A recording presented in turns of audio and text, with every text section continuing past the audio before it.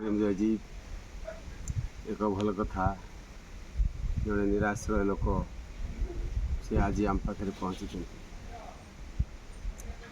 ହେଲେ ଏମିତି ନିରାଶ୍ରୟ ତ ଅନେକ ଅଛନ୍ତି। ନିରାଶ୍ରୟ ସେଇମାନଙ୍କୁ କୁହାଯିବ ପ୍ରକୃତରେ ଯେଉଁମାନଙ୍କ ପାଇଁ କେହି ନାହାନ୍ତି। ତେଣୁ ମୁଁ ମଧ୍ୟ ଚିନ୍ତା କରିକି ଦେଖିନି, ଆଉ ତା'ର ସାକ୍ଷ୍ୟ ଲକ୍ଷ୍ୟ ପ୍ରତ୍ୟକ୍ଷ ସମସ୍ତ ପ୍ରମାଣପତ୍ର ନେଲି ଯେ ପ୍ରକୃତରେ ସେ ନିରାଶ୍ରୟ, ତା'ର ନିଜର ବୋଲି ଜଣେ କେହି ନାହାନ୍ତି।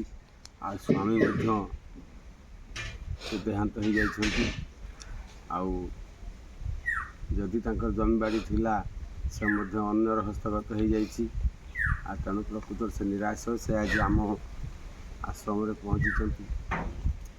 ହେଲେ ଏଇ ଆଶ୍ରମବାସୀମାନଙ୍କୁ ନେଇକରି ଯେଉଁମାନେ ଆଶ୍ରମକୁ କିଛି ଦାନ କରିବାକୁ ଆସୁଛନ୍ତି, ଦାନ କରୁଛନ୍ତି, ଅନୁଦାନ ବି ଦେଉଛନ୍ତି। ତେଣୁ ଦାନ କରିବାର ଅର୍ଥ ନୁହେଁ ଯେ ଆମେ ଲୋକାଭିମୁଖୀ କରାଇବା। ଦିନ ଥିଲା ମୋର ଯେତେବେଳେ 11 ବର୍ଷ ବୟସରେ ଆମ ଗାଁକୁ ଜଣେ ବାବାଜୀ ଆସିଥାନ୍ତି। ସେ ରାମ ନାମ କୃଷ୍ଣ ନାମ ନେଇ ରାସ୍ତାରେ ଯାଉଥାନ୍ତି, କିନ୍ତୁ କାହାକୁ ଟିକେ ମାଗନ୍ତି ନାହିଁ। କାହା ଦୁଆମରେ ଠିଆ ହେଲା ପରେ ଯିଏ ତାକୁ ଯାହା ଦେବ ତାକୁ ସେ ନେଇକି ଯାଆନ୍ତି। କିନ୍ତୁ ସେ ଆମ ଘର ଆଗରେ ତ ଦୁଆମରେ ଠିଆ ହେଲେନି, ରାସ୍ତାର ଚାଲି ଚାଲିକି ଯାଉଥିଲେ। ମୁଁ ଆମର ପଛପଟରୁ ମୋର ଛୋଟବେଳର କଥା ଭଲ ଭାବରେ ମନେ ଅଛି। ଆମେ ଆଗରୁ ଧାନ ବିଲରେ ଯାଇକି ଧାନ ଖୁଣ୍ଟୁ, ଯେଉଁ କାନ୍ଦି ସିଂସା ସବୁ ପଡ଼ିଥିବ ସେ ଧାନକୁ ଆମେ ଖୁଣ୍ଟିକି ଆଣୁ। ହେଲେ ମୋର ଧାନ ଖୁଣ୍ଟା ଧାନରୁ 5 ପଡ଼ି ଧାନ ହେଇଥିଲା। ଆଉ ତାକୁ ମୋ ଭଉଣୀ ରୋଷେଇକରି ତାକୁ ଚାଉଳ କରିଦେଲା। ମୁଁ ସେଇ ଚାଉଳରୁ ଗୋଟେ ବେଲେ ଚାଉଳ ନେଇକି ତା ପଛରେ ଯାଇକି ଦୌଡ଼ି କାମଟାକୁ ଦେଇକି ଆସିଲି। ତା ବ୍ୟାଗରେ ଢାଳି ଦେଇକି ମୁଁ ଆସିଲି। ଆସିବା ପରେ ସେ ଆଉ ମୋତେ ସେ କଥା କିଛି ନ କହିକି ସେଉଠୁ ସେ ଅନେଇକି ପଛେ ମୋ ଘରକୁ ଫେରିକି ଆସିଲା। ଆସିବା ପରେ ମୋ ବାପାଙ୍କୁ ପଚାରିଲା, ଇଏ କିଏ ସେ? ସିଏ କହିଲା, ଇଏ ମୋର ଗୋଟିଏ ଏକମାତ୍ର ପୁତ୍ର। କହିଲା, ଆଜି ମୁଁ ତା ପାଖରେ ଋଣୀ ହୋଇଯାଇଛି। କାରଣ ନ ମାଗିବା ଭିତରେ ମୋତେ ସେ ଦାନ କରିଛି। ଯେତିକି ଚାଉଳ ସେ ଦେଇଛି, ଖାଦ୍ୟ ଦେଇଛି, ମୁଁ ତାକୁ ମାଗି ନାହିଁ।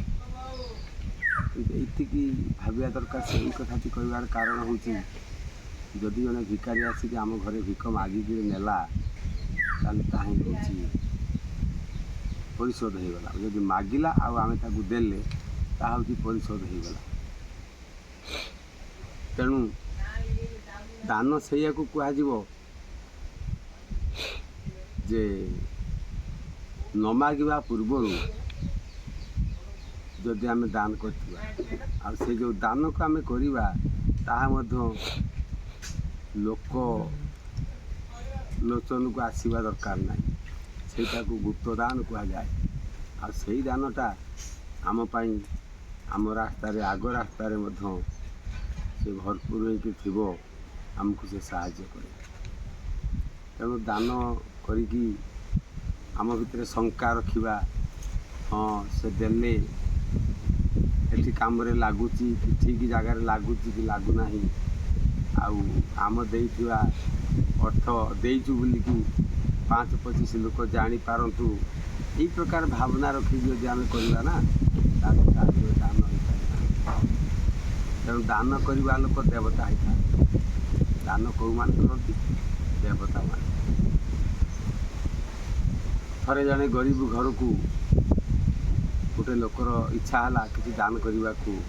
ସେ କ'ଣ କଲା, ଗୋଟେ 10,000 ଟଙ୍କାର ବଣ୍ଡଲ ସେ ତାଙ୍କ ଝରକା ବାଟେ ଗଳେଇ ପକାଇଲା। ଗଳେଇ ପକାଇ ଚାଲିଗଲେ।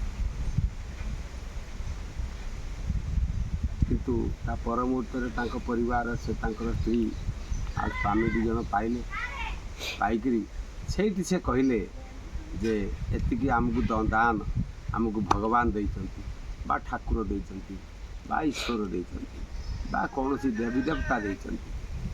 ତେଣୁ ସେ ଦେବତାର ଆଖ୍ୟା ସେ ପାଇଗଲେ।